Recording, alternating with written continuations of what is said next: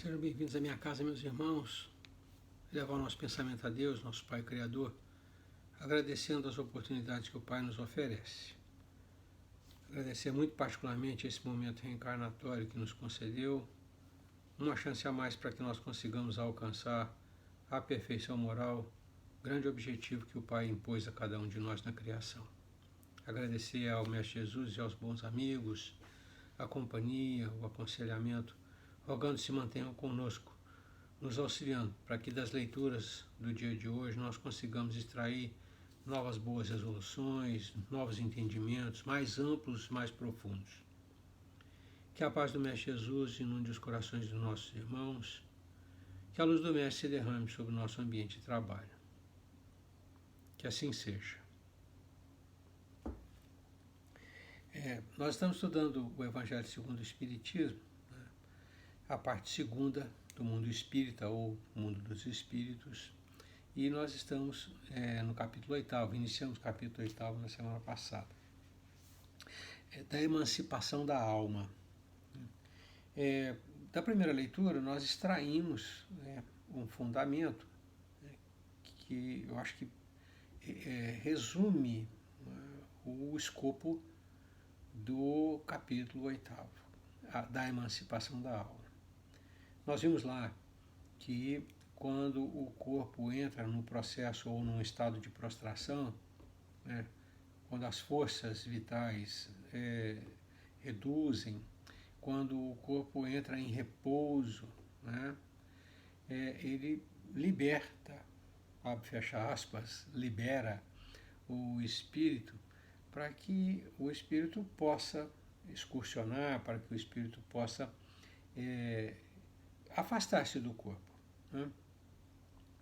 Esse afastamento ele pode ser um pouco maior ou um pouco menor, em função do grau de, vamos chamar assim, profundidade, dessa entrega do corpo, desse amolecimento do corpo. Então, durante o sono, nós temos uma oportunidade dessas. Nós vimos o tema primeiro, aliás, o tema primeiro foi o sono e os sonhos. E nós vimos também que essa situação, a situação de entrega do corpo, prostração do corpo,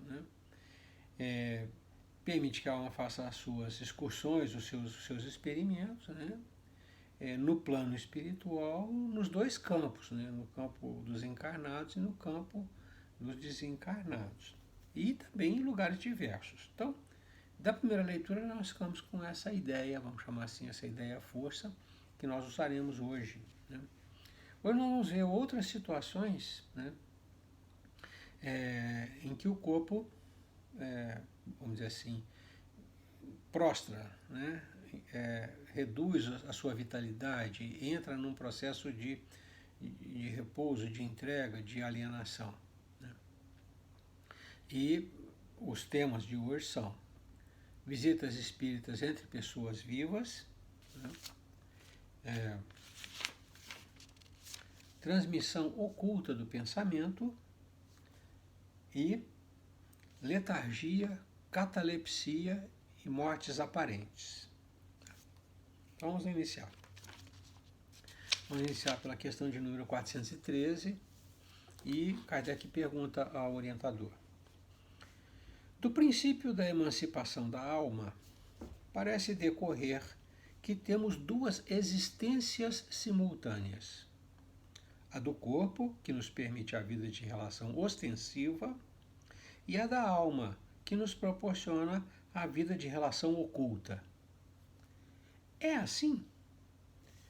E aí o orientador responde: no estado de emancipação, prima a vida da alma, assume importância a vida da alma. Contudo, não há verdadeiramente duas existências. São antes duas fases de uma só existência, porquanto o homem não vive duplamente. Então essas experimentações no campo, no plano espiritual, vamos chamar assim, elas compõem, elas fazem parte, né, das experiências do espírito como um todo. Então ele experimenta no plano material e experimenta no plano espiritual. Não são duas existências, é uma existência única, com experiências nos dois planos. E é isso que o orientador responde. E ele diz, quando está emancipado, quando o espírito está mais livre, né, então vamos dizer assim, é principal ou é prioritário, ou é principal as experiências que ele vive no campo do espírito, um campo espiritual. Né? 414. Pergunta, podem duas pessoas que se conhecem visitar-se durante o sono? O orientador responde assim, certo, e muitos que julgam não se conhecerem costumam reunir-se e falar-se. Podes ter, sem que o suspeites, amigos em outro país. É tão habitual o fato de irdes encontrar-vos durante o sono com amigos e parentes, com os que conheceis e que vos podem ser úteis, que quase todas as noites fazeis essas visitas. Então, retornando ao campo do sono, né? O Kardec pergunta se pode acontecer a experiência da visita de pessoas que estão ainda no plano material, estão encarnadas. Então, entre dois encarnados, pode acontecer de se visitarem durante o sono. O espírito desprendido seria uma experiência de contato espiritual de duas criaturas que estão encarnadas. Né? Essa é a questão. E o orientador expande o conceito. Ele diz, não só pessoas que se conhecem, mas muitas outras que você julga não conhecer. Né? E outras tantas, né? Que você não guarda a menor referência. Os parentes, né? Que você desconhece, os amigos que você desconhece porque está encarnado, né? E em outra oportunidade vocês estiveram juntos, mas agora estão separados, né? Ele falando de pessoas encarnadas, duas pessoas encarnadas, né? Então ele amplia, ele fala, não é só os que se conhecem, muitos outros que você não julga não conhecer, né? Porque a experiência é outra e você está limitado nessa experiência, né? Vamos dizer assim, você se encontra. E isso é tão costumeiro que ele diz, quase todas as noites fazeis essas visitas. Tá? Questão 415. Que utilidade podem ter elas se as esquecemos, se as olvidamos? Que utilidade pode ter essas visitas, né, se a gente as esquece, se a gente não se lembra delas? O orientador responde assim, de ordinário, ao despertardes, guardais a intuição desse fato, do qual se originam certas ideias que vos vêm espontaneamente, sem que possais explicar como vos acudiram. São ideias que adquiristes nessas confabulações. Anteriormente, Kardec já tinha feito uma pergunta a respeito de sonho que a gente não lembra, né? E o Espírito disse, olha, você lembra daquilo que você, né, consegue assimilar, né? Ou daquilo que tem relevância para o momento presente.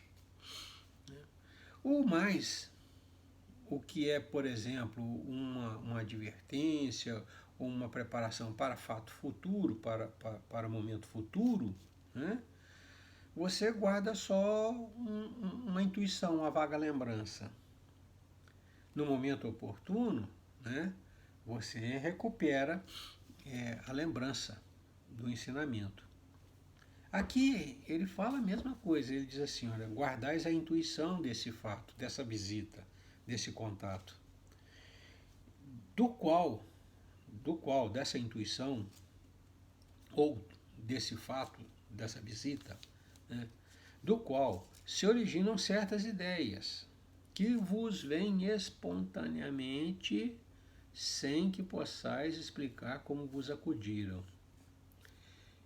É na linha do livre-arbítrio, de preservar o livre-arbítrio, vamos dizer assim, a maneira pela qual a gente tem ajuda sem que essa ajuda interfira na nossa escolha.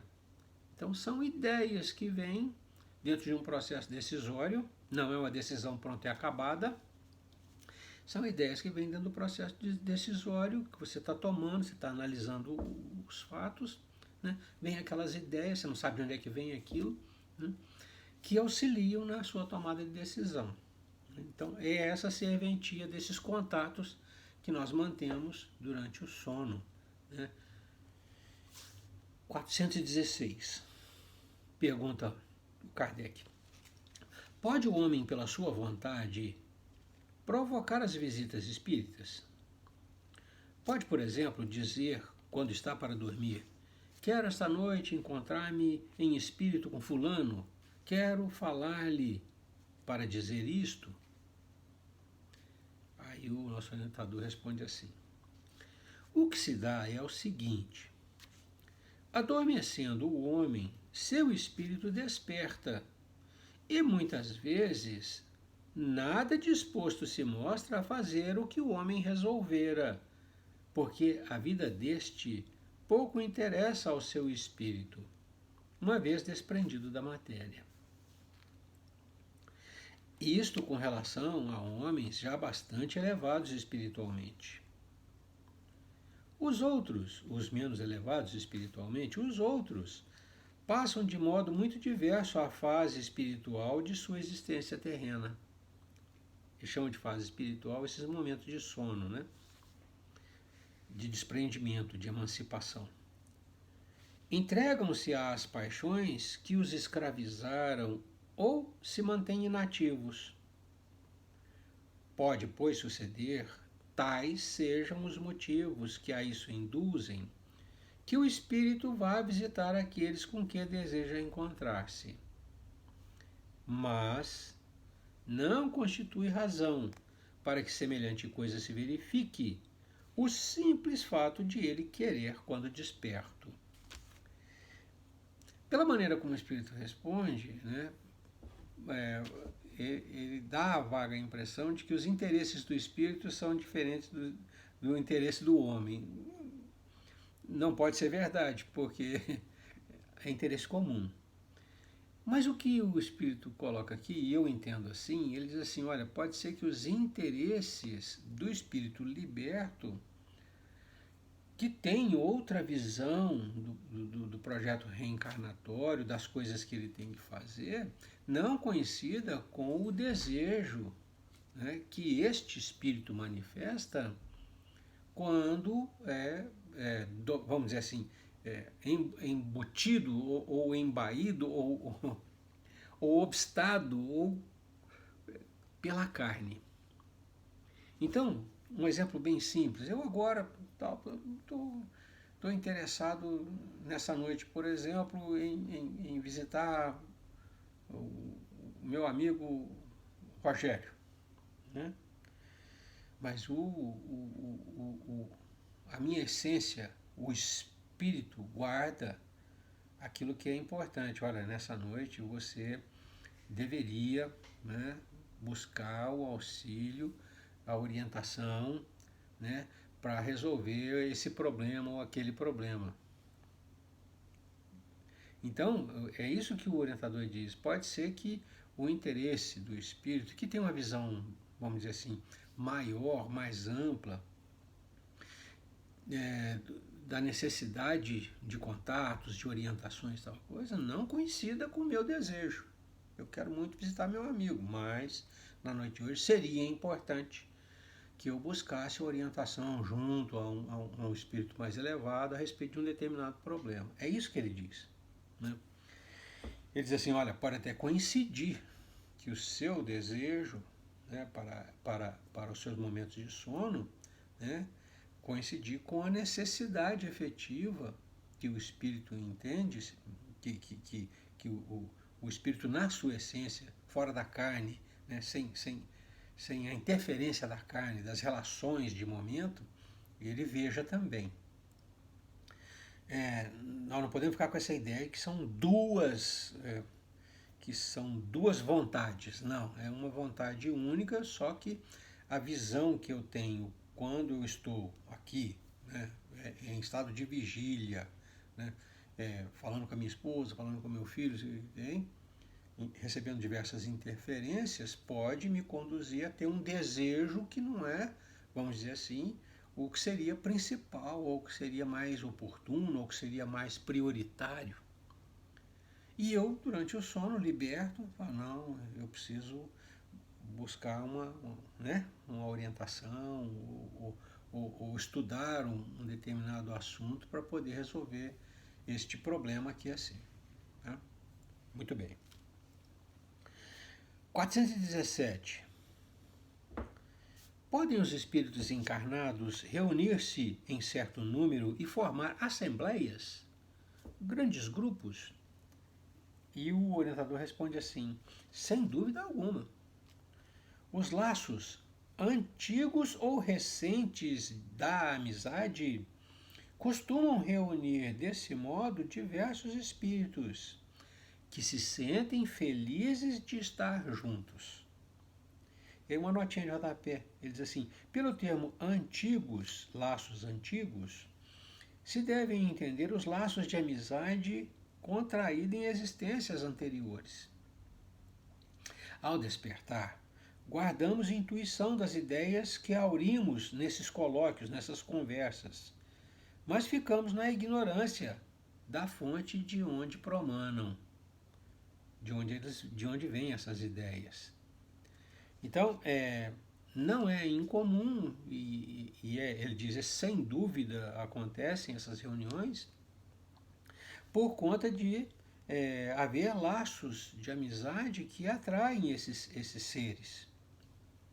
E eles se sentem felizes, perdão, e eles se sentem felizes de estar juntos. Né? Dessas assembleias, dessas trocas de ideias, ficam muitos ensinamentos que nos auxiliam mais na frente. São aquelas intuições vagas que a gente retém e usa no momento oportuno e não sabe de onde é que saiu aquela ideia. Né? Isso é muito comum comigo e deve ser com vocês também. Né? A gente se defronta com um problema e surge lá uma ideia e na hora, efetivamente, a gente não para pensar nisso, mas depois a gente se assusta. Pô, mas pareceu tão fácil resolver, né? Essa ideia que me chegou me ajudou tanto, né? Estava lá guardadinha de uma conferência anterior, de uma reunião, assembleia anterior, que nós usamos no momento oportuno. Né? 418. Uma pessoa que se julgasse morto... Perdão, li errado.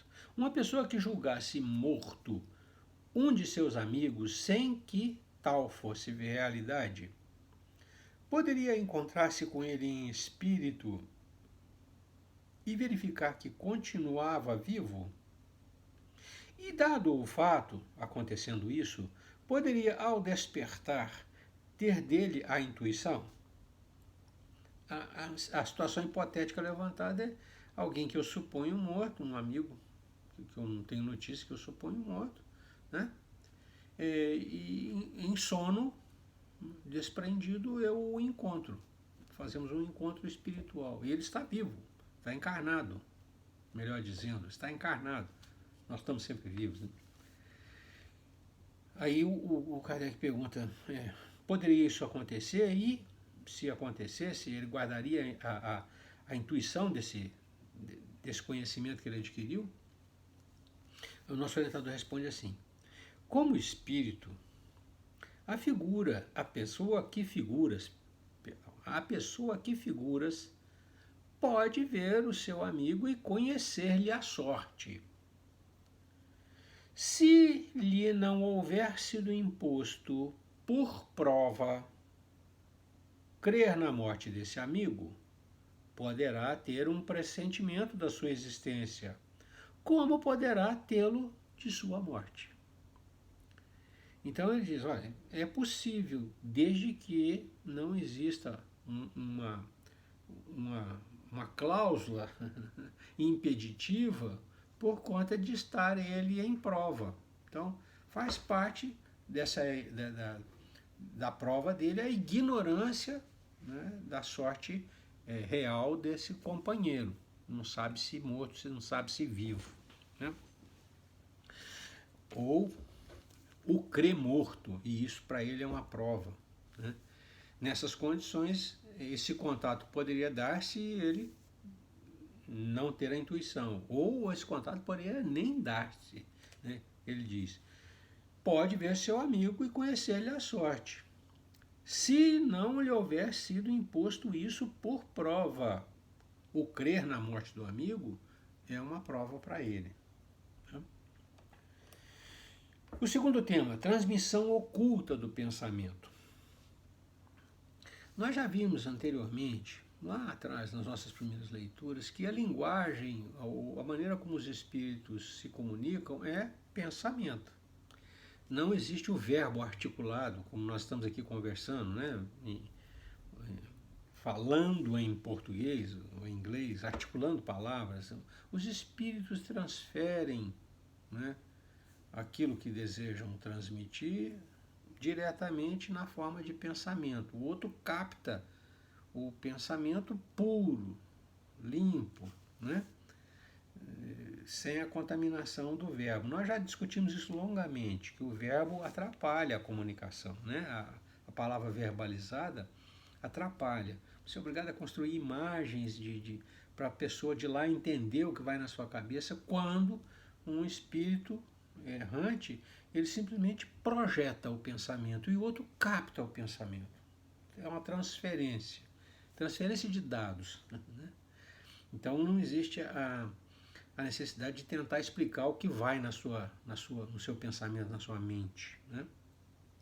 Simplesmente chega do lado de lá.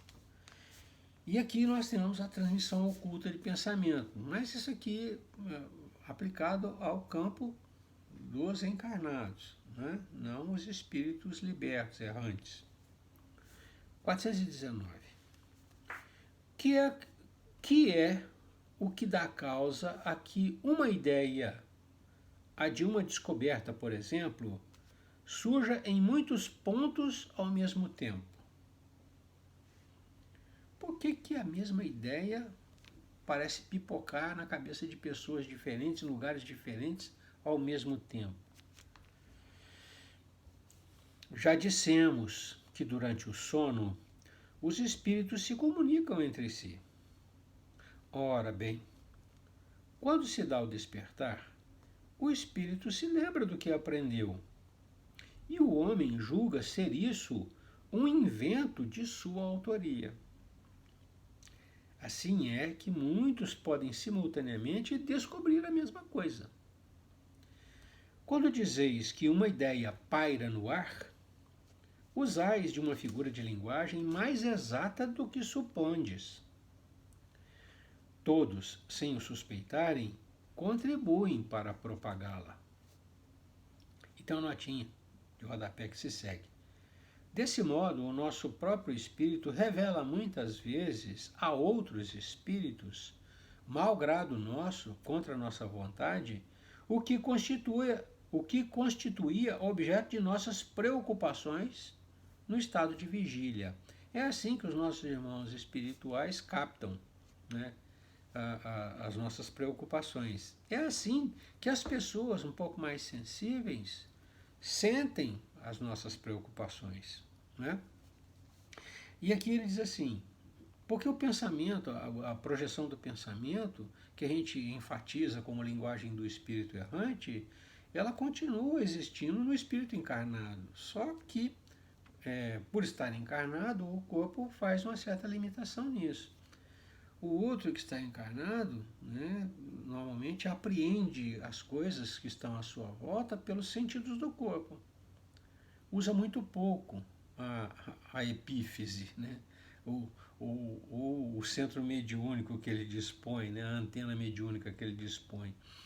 Então, a gente se esquece disso, mas estando encarnados, a nossa projeção do pensamento vai embora. É assim que a gente usa, é esse fundamento que a gente usa, por exemplo, para a prece, que é uma projeção do pensamento, né, que alcança a Deus.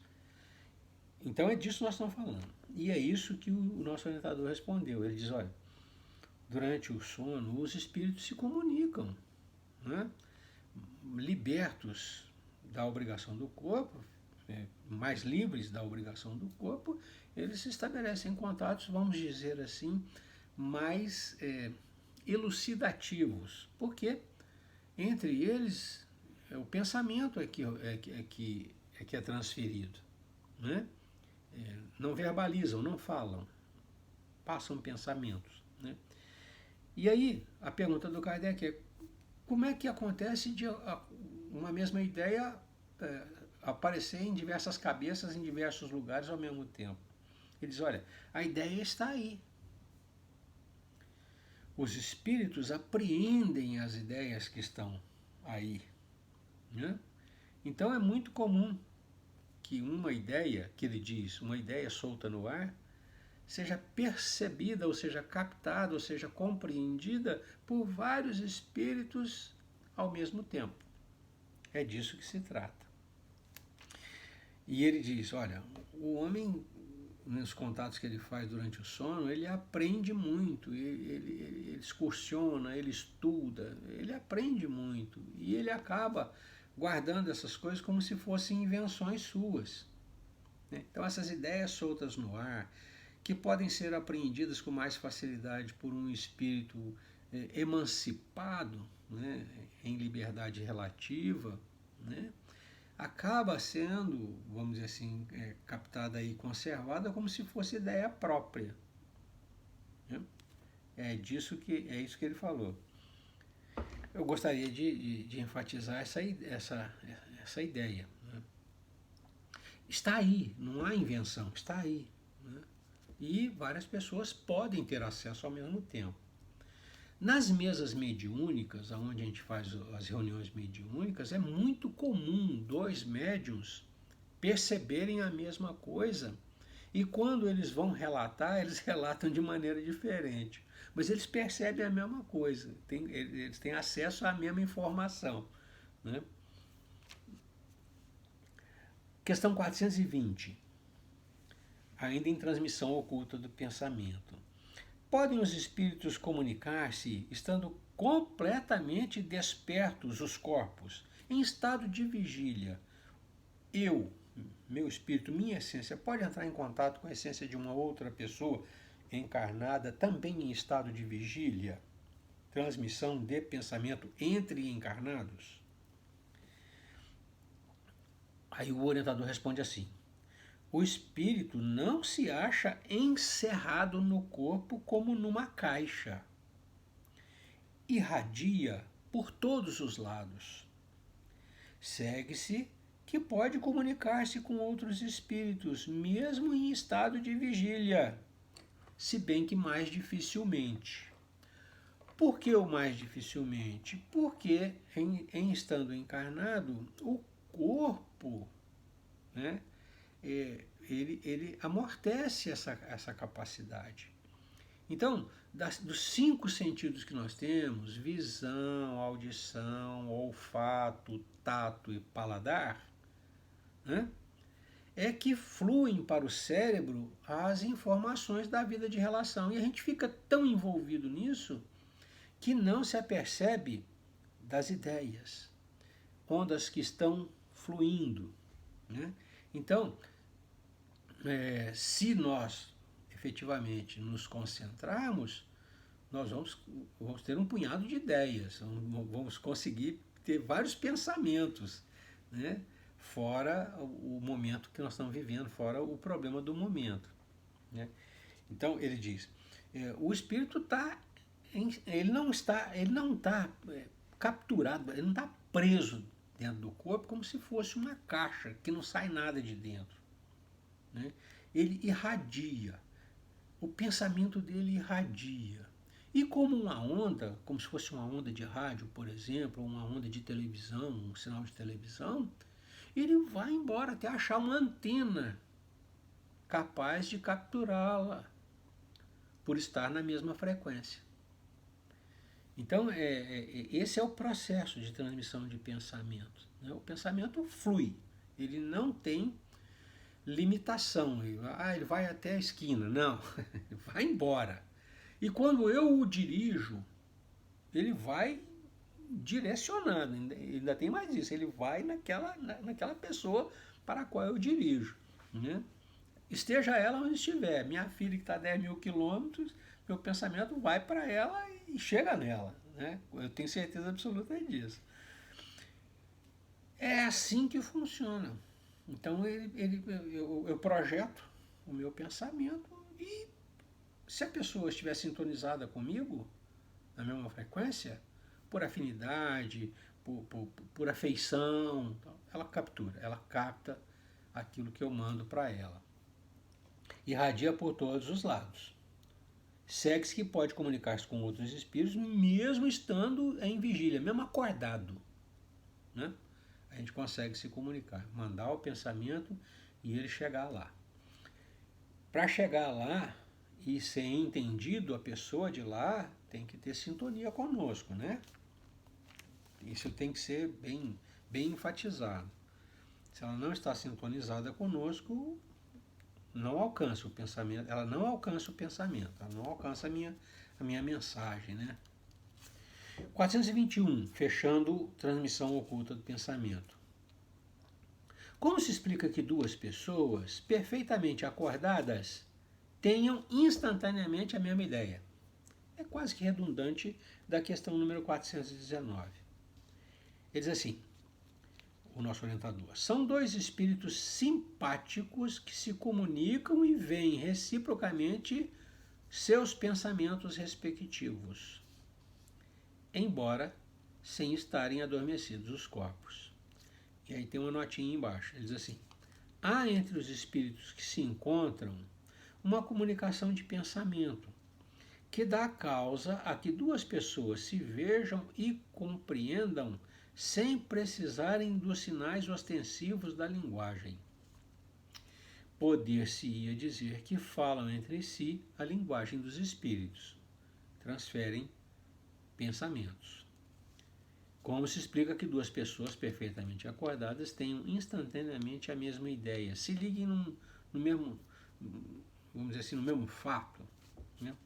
Ele diz, a simpatia é aquilo que eu estava falando a respeito de sintonia. Né? Duas pessoas que são ligadas afetivamente, por exemplo, têm uma sintonia grande entre si. E é comum que elas tenham as mesmas ideias ao mesmo tempo. Marido e mulher que convivem há 40 anos, como é o meu caso, né? Muitas vezes eu e minha esposa ao mesmo tempo nós falamos uma mesma coisa, vamos dizer assim, né? E isso é um sinal, né, de sintonia, de afinidade, de pensamento ligado.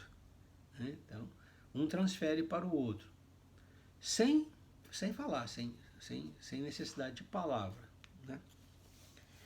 E por fim, o último tema, letargia, catalepsia e mortes aparentes. Letargia e catalepsia são estados patológicos, não vou chamar de doença, mas são estados patológicos, é uma coisa própria do organismo.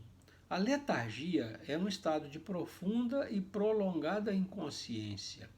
É semelhante ao sono profundo, do qual a pessoa pode ser despertada, mas ao qual retorna logo em seguida. A pessoa tem sinais vitais baixos, frequência cardíaca, frequência respiratória, pressão arterial, cai tudo. Né? Fica praticamente imperceptível. Falta de rigidez muscular, a musculatura fica toda frouxa. Né? E as pupilas dos olhos não reagem à luz, ficam dilatadas. Né? São sinais próprios de um cérebro, né, inoperante. Inoperante é uma palavra forte, mas de um cérebro que momentaneamente está fora do seu ritmo normal de trabalho, vamos dizer assim, né? É caracterizado por diminuição de capacidade mental e física. Pode ser gerado por doença endócrina, por anemia, por parasitose, por uma série de fatores, né? Já a catalepsia é uma condição transitória na qual o paciente apresenta uma incapacidade na movimentação dos membros, na cabeça ou até na fala. Pode ser confundida com a morte, pois a respiração é afetada. Existe uma rigidez muscular, né? Mas as funções vitais, frequência cardíaca, frequência respiratória, pressão arterial, as funções vitais e os sentidos, visão, olfato, tato, paladar, audição, ficam normais. Ela mantém a apreensão do mundo, ela consegue ver o que está acontecendo à sua volta, sentir o que está à sua volta. Normalmente, problemas neurológicos, a causa não é conhecida, né? Problemas neurológicos, paralisia completa do corpo, rigidez muscular, incapacidade de mover olhos e de falar, sensação de falta de ar e pânico. Tá? E pânico. Então, esses são os dois estados, letargia e catalepsia. Significa dizer que, né, o corpo está, vamos dizer assim, prostrado. Na letargia, completamente prostrado. Na catalepsia, ainda algum contato, porque os sentidos ainda captam o que está à volta. Vamos lá. Questões. 422. Os letárgicos e os catalépticos, em geral, veem e ouvem o que em derredor se diz e faz, sem que possam exprimir o que estão vendo e ouvindo. É pelos olhos e pelos ouvidos que têm essas percepções? E aí o espírito orientador responde assim: não é pelos olhos nem pelos ouvidos, é pelo espírito. O espírito tem consciência de si, mas não pode comunicar-se.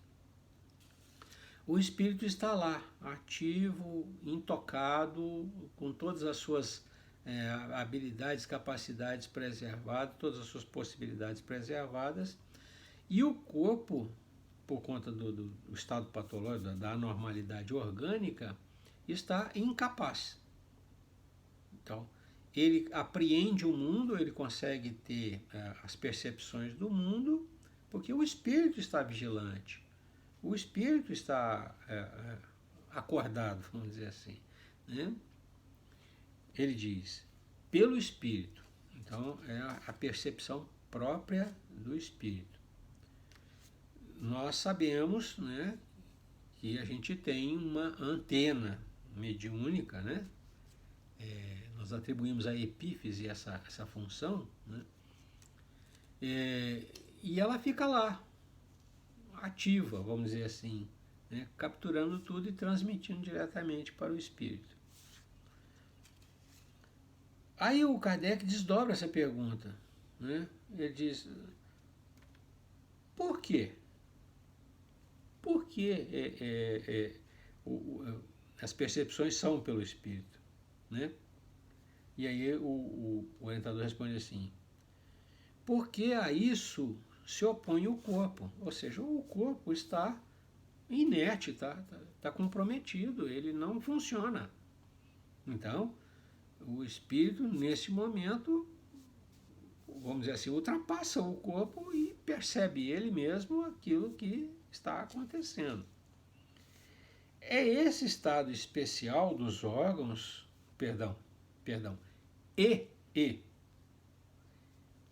e esse estado especial dos órgãos vos prova que no homem há alguma coisa mais do que o corpo, pois que então o corpo já não funciona e, no entanto, o espírito se mostra ativo.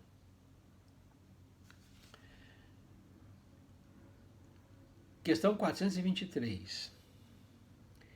Na letargia, pode o espírito separar-se inteiramente do corpo, de modo a imprimir-lhe todas as aparências da morte e voltar depois a habitá-lo?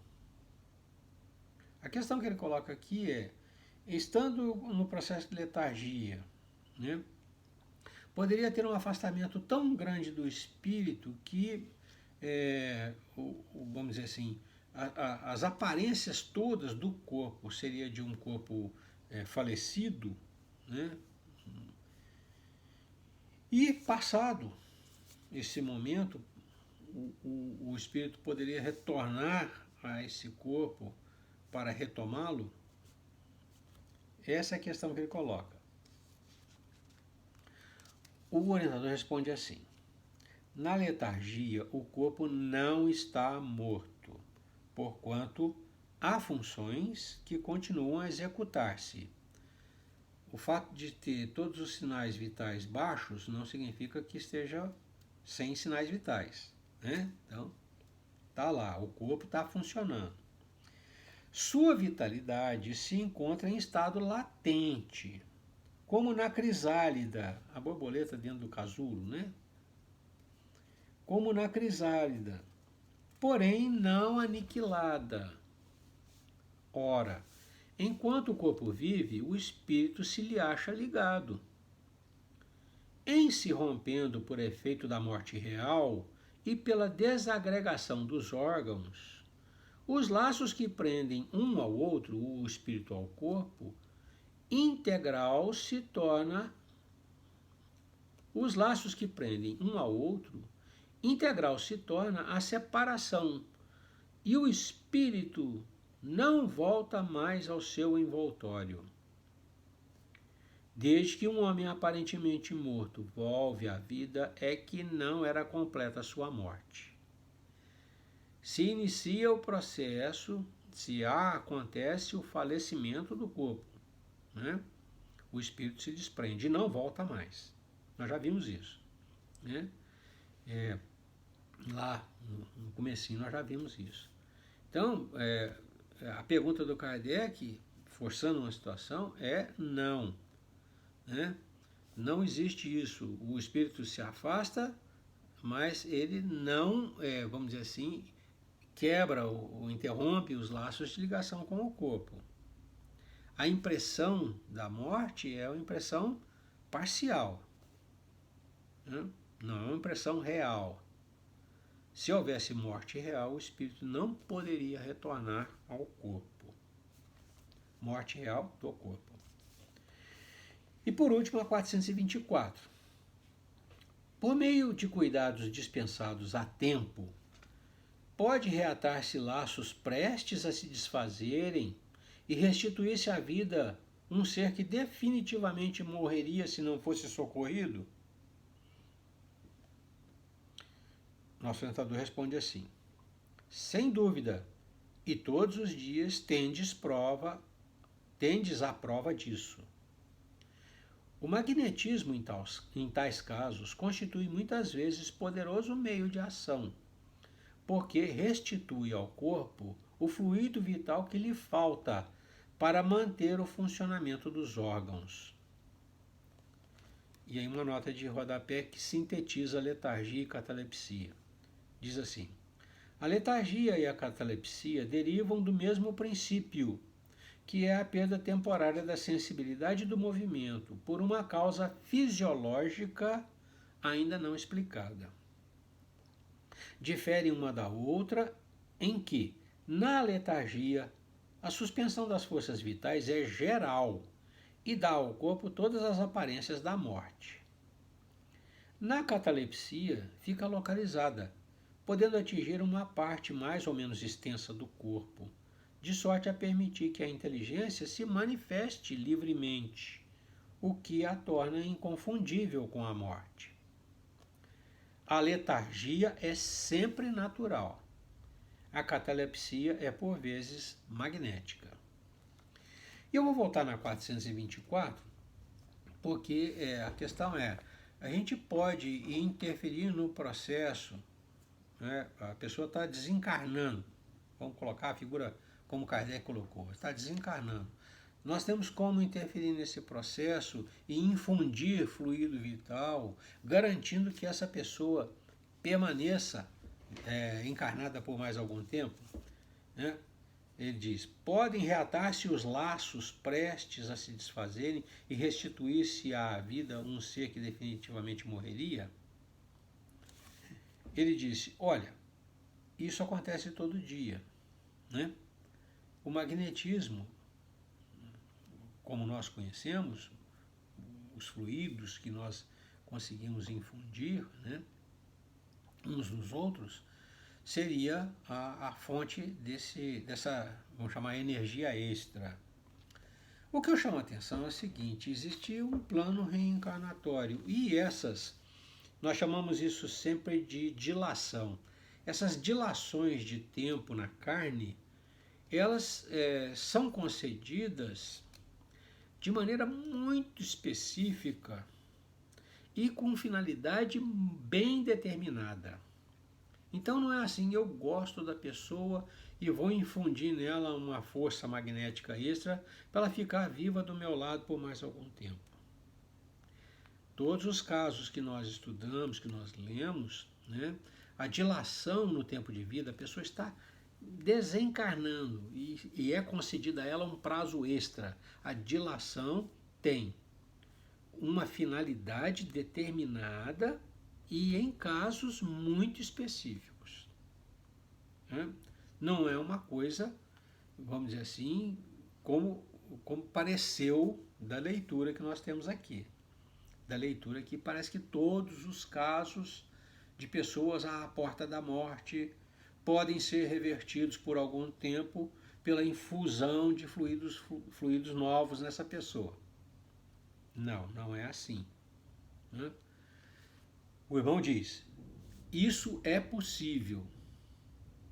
Ele não diz que isso é sempre possível. Ele diz, é possível. E ele diz, você tem mostras disso à sua frente, você vê acontecer, né?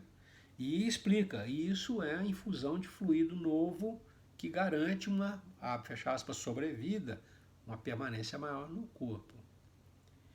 E eu chamo a atenção, este fato ele está sempre orientado, né, para que o projeto reencarnatório daquela pessoa consiga ser cumprido, né? Nós estamos a 47 minutos, eu poderia citar aqui alguns casos, na próxima eu me comprometo a falar disso, né? Mas assim, não fiquem com essa perspectiva, vamos chamar assim, rasa, né, da resposta do nosso irmão, né? Eu gostaria que o acréscimo que eu fiz, né, colocasse a coisa na perspectiva correta. É possível que se dê a dilação de tempo de encarnação, né, mas isso tem que estar perfeitamente definido. É uma concessão, né? É uma concessão. Tem objetivo, tem prazo determinado. Eu sou linguarudo. No livro Sexo e Destino, a menina Marita ela foi atropelada. E ela foi atropelada numa circunstância em que ela estava com uma raiva monstruosa, né, do pai adotivo dela, né? Tinha sido ser viciada pelo pai adotivo e correu para a rua e foi atropelada. Numa situação irreversível, atropelamento violento, um trauma fora do comum, não era possível salvar, né? O orientador espiritual que acompanhava esse caso pediu a Deus que não a deixasse desencarnar sem antes ela reverter esse sentimento que ela estava possuída por conta do evento que tinha acontecido com ela, da sevícia que o pai tinha imposto a ela. E ela permaneceu acamada por muito tempo, né? Numa situação dolorosa, terrível, terrível. A narrativa é terrível, né? Mas nesse tempo o pai, tomado de remorso, né, se transformou praticamente no anjo da guarda dela. E foi nessa condição, ela semiconsciente, captando o que acontecia e vendo o desvelo do pai, que fez ela mudar a direção do sentimento dela. Então, no momento em que a Marita conseguiu perdoar o pai, ela desencarnou. Foi infundido um fluido extra, ela foi mantida numa condição horrível, com as vísceras expostas. Imagina um atropelamento, né, em que a pessoa fica completamente destruída, o corpo destruído. Era isso que tinha acontecido com ela. Né? E o mentor espiritual rogou a Deus uma dilação de prazo para que o pai conseguisse, através do seu esforço, do seu remorso, da sua dedicação, reverter o sentimento e obter o perdão da menina. Para ele, não, para ela.